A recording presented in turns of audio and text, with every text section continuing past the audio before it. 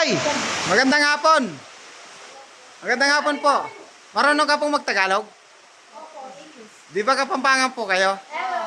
Yan. Isang pamilya po, galing ng Makabibe. Bali, pangalawang punta na po nila, ito pong naka-face mask na anak niya, may boyfriend siya nung unang punta. Ang boyfriend niya yung hindi nakikita. Kaya pinupuntahan siya sa bahay ng boyfriend niya dahil lagi siyang nagkukulong sa kanyang bahay. Hindi lumalabas. Ngayon po, natanggal na po yun sa pamamagitan ng sa espiritual na panalangin kay Apo Angel. Una siyempre si Papa Jesus. Kumusta na yung pakiramdam mo, te? Okay na, okay na. Yan, graduate ka na daw. Ito namang kapatid niya, pangalawa niya na. Unang punta po niya ay walang pandinig yung kanang tenga. Ngayon, yung unang punta mo, nakarinig na. Ngayon sa pangalawa, mas lumakas. Tapos meron pa pala siyang sakit sa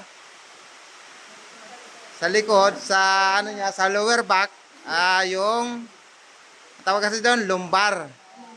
Bale may follow-up check-up ka. Kailangan dumaan ka sa spiritual. Pero salamat sa inyong patuloy na pagtitiwala. Abangan po natin ang pagbabalik nitong hindi dati nakakarinig, ngayon nakakadinig na po siya. Talagang maganda, malakas na yung pandinig mo. Pero matagal mo nang nararamdaman yan. 18 years mo nang hindi ka nakakarinig, yung kanang tainga mo. Bali kaliwa lang yung nakakadinig sa'yo. Wow. So yung hindi masakit siya sa tenga dahil nasa sobrang yung hindi na siya nakakarinig. Oo. Sakit siya. Yun, adjustment lang pala. Sinamahan ko po sila, hindi naman po ako nagpapagamot sila po. So nagulat po ako, nagalit po ako, diba umiyak po ako noon? Oo, napaya ka nga. Oo. Ay, salamat. Binigyan na ng kasagutan ni Papa Jesus ang iyong karamdamang sakit. Salamat sa inyong pagtitiwala. Ingat kayo pag-uwi ha. Yan po magkapatid po yan. Yun po ang ate, ito ang bunso. Bye-bye. Okay. Thank you po. Amen. Yeah. Thank you po, Lord.